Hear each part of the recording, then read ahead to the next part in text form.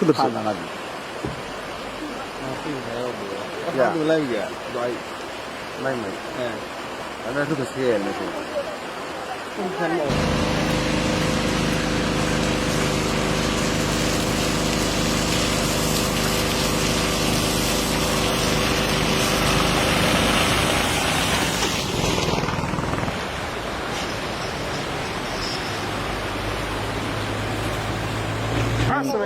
halkan aad u jeedaan saaka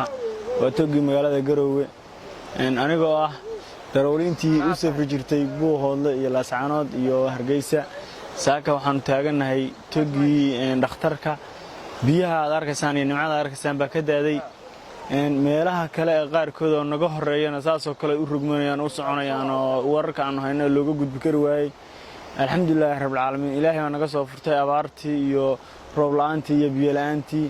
waa ugu mahadnaqaynaa alxamdulillaah rabbil caalamiin dee barwaaqa ka dhacday waana wanaagsan tahay waxaa looga faa'iidaysan karaa iyadoo sidii meelo biyo xidheen oo kale loo sameeyo oo loogu ay u galaan oo roogag bahalo baca weyn inta la dhigo ay u galaan hadhowna beero ama loo samaysto ama xoolaha sida marka biyo la'aantu dhacdo looga faa'iidaysto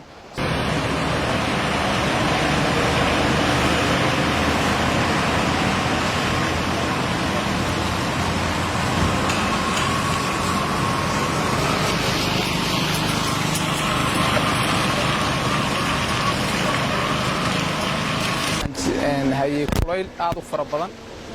ومضوا هاي أعطوا إله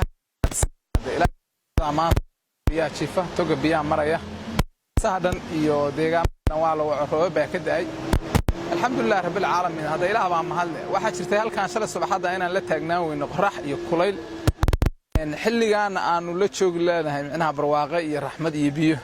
marka wax kale oo loo mahad celiyaa ilaahay ahayn ma jiro ilaahay baa mahad iskale alxamdulillaah rabbil caalamiin biyaha toga walba laga faa'iideysto sidee looga faa'iideysan karaa biyaha toga qulqulay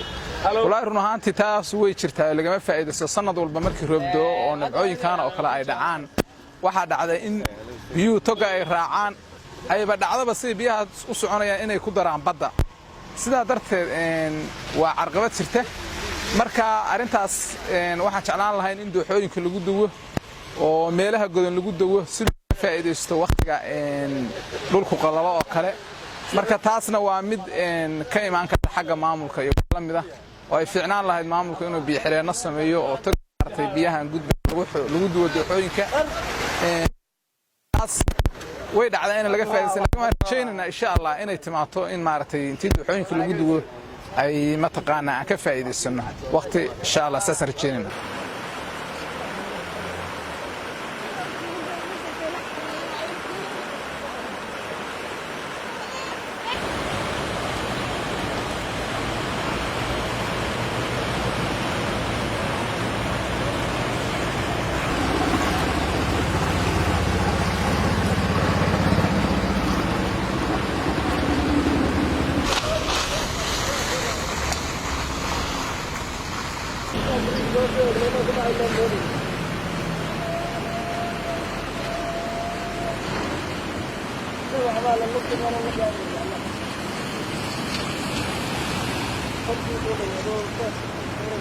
Thank you.